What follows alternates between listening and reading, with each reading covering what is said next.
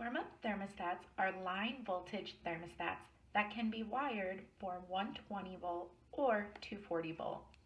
It is very important that you wire the thermostat for the voltage of the heater that was installed under the floor.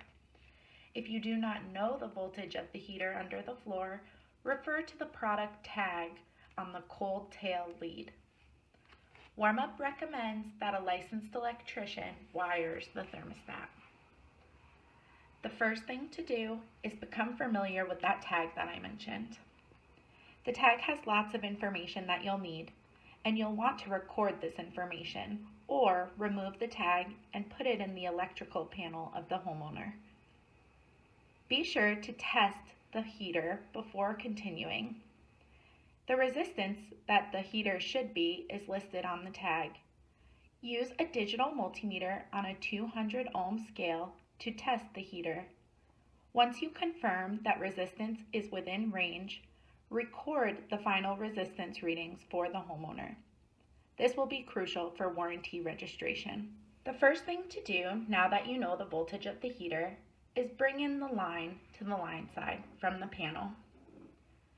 You want to be mindful of GFCI protection. All 4IE thermostats have built-in GFCI protection. Tempo thermostats do not.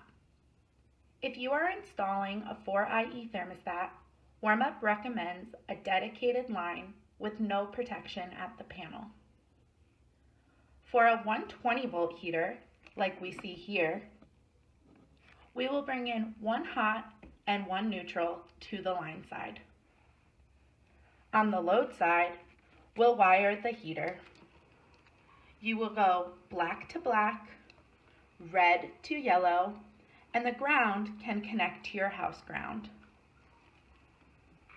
If you look at your tag and see that you have a 240 volt heater, you will have to wire the thermostat a bit differently. On the line side, you will bring in two hots.